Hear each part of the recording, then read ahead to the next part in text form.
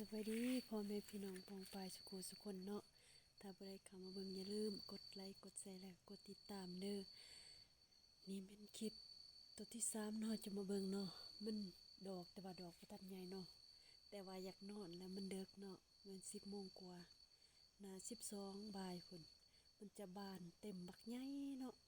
อันนี้ยังบ่ทันได้สุดได้กำลังครึ่งหนึงเนาะบัดมันบานบักใหญ่หั่นน่าจะดอกใหญ่ขนาดเต็มเหยียดนี่หันยังอยู่แต่ว่าเฮาอยากนอนเนาะบ่ไหวแล้ว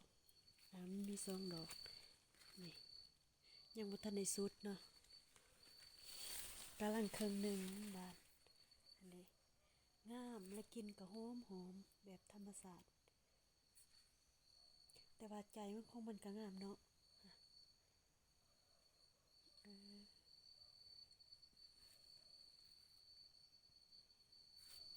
ขนาดเนาะแต่ว่าสีมือของข้าพเจ้าเองปลูกเนาะนี่กันมันจะเป็นสีแดง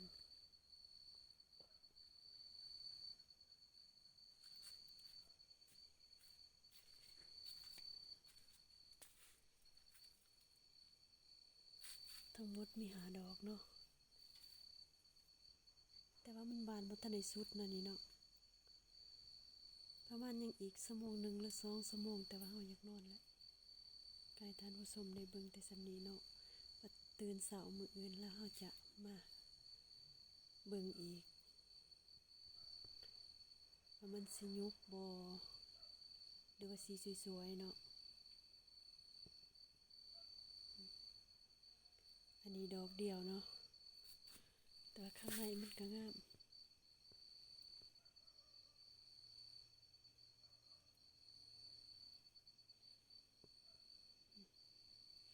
อยู่ทางข้างของมัน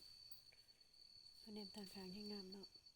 มันจะคล้ายกับดอกจำปาทางข้าง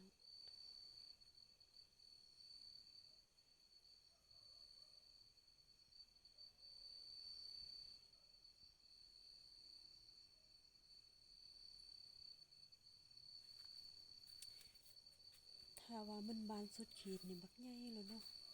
แต่ว่าเฮายังนอนแล้ว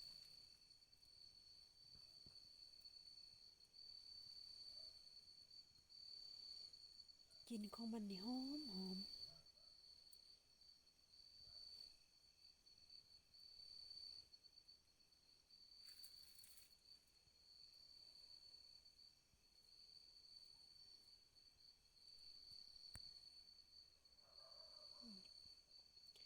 สำหรับคลิปนี้มันจบเพียงเท่านี้เนาะผู้ใดเข้ามาอย่าลืมกดไลค์กดแชร์และกดติดตามด้วยเด้อ